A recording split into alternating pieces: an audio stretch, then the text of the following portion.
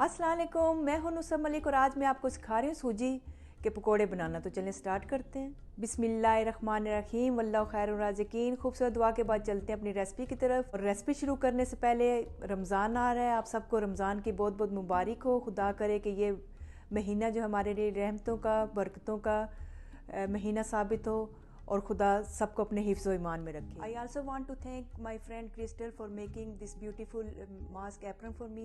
Thank you so much for your always support and love. तो फिर चलते हैं अब इसके बाद अपनी रेसिपी की तरफ। सूजी और सेमोलिना के पकोड़े बनाने के लिए जिन चीज़ों की ज़रूरत है वो इस तरह से हैं।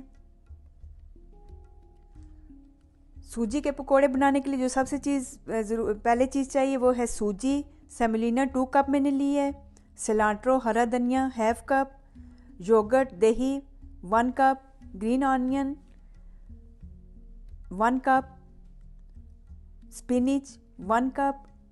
ग्रीन चिलीज़ 2 मैंने ली हैं और इन सब चीज़ों को मैंने बारीक काट ली है। स्पाइसेस में जो चीज़ें चाहिए, सॉल्ट नमक 1½ टीस्पून, कैरम सीड अजवाइन 1 टीस्पून, टर्मरिक हल्दी ½ teaspoon, cumin seed 1 teaspoon, crush paper 1 teaspoon और जिंजर अदरक मैंने ली है 1 टीस्पून और इसको बारीक बारीक काट ली है। सबसे पहले आपने ये करना है कि एक बॉल लेके उसमें ये सूजी डाल देनी है और साथ ही ये योगर्ट भी आपने डाल देना है। थोड़ा थोड़ा करके डालें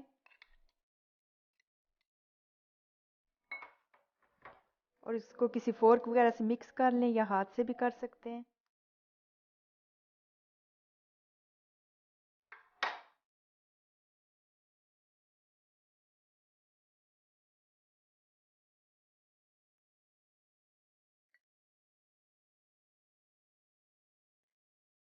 ये आपने बिल्कुल वैसे ही बनाना है जैसे आम पकौड़ों के लिए आप घोलते हैं, उतना ही पतला होना चाहिए ये। साथ ही आपको पानी भी चाहिए होगा। थोड़ा थोड़ा करके आप डालते जाएं।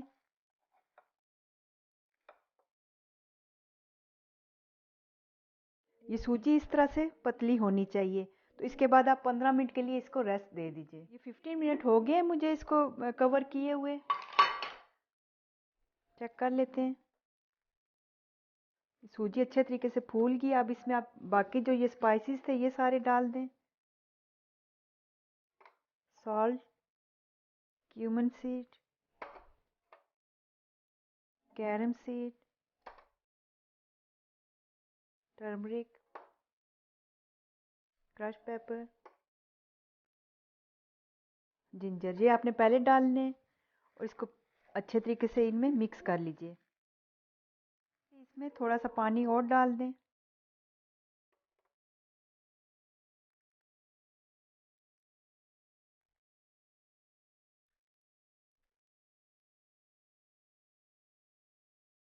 इस तरह का हो तो इसके बाद आपने बाकी चीज़ें जो थी ये डाल देनी है। आप सब्जियां अपनी मर्जी से कोई भी डाल सकते हैं।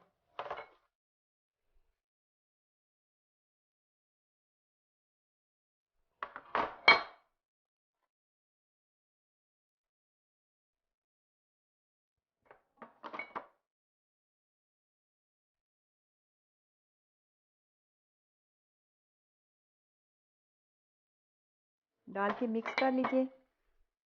साथ ही मैंने कुकिंग ऑयल है वो भी गर्म होने के लिए चढ़ा दी है। जब अच्छे तरीके से मिक्स हो जाए तो उसके बाद आपने पकोड़े तल लेने। बहुत ज़्यादा जो है ये पतला नहीं होना चाहिए, इस तरीके का होना चाहिए कि जब आप शेप बनाएं तो ये फैल ना जाए। तो चलें फिर इनको तल लेते हैं। ऑयल हमारा गर्म हो गया है। बहुत ज़्यादा बॉयलिंग पॉइंट पे नहीं होना चाहिए, बस दरमियाना होना चाहिए। तो उसके बाद आप इसमें डाल दीजिए ये पकोड़े।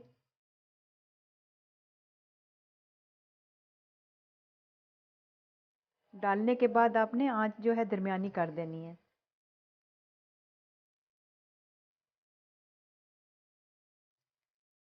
पकोड़े रखे हुए मुझे तकरीबन 8 मिनट हो गए हैं। ये अच्छे तरीके से हो गए हैं। अब इनको निकाल लीजिए।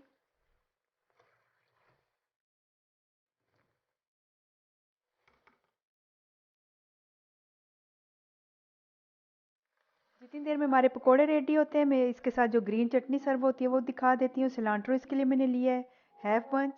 1 ग्रीन चिली और 10 मैंने लिए गार्लिक क्लोव और 3 टेबलस्पून मैंने लिया एप्पल साइडर विनेगर और 1 टीस्पून आपको चाहिएगा सॉल्ट। ये सारी चीज़ें लेके आपने बहुत अच्छे तरीके से पीस लेनी है। तो ये पकोड़े हमारे हो गए हैं रेडी ऑलमोस्ट।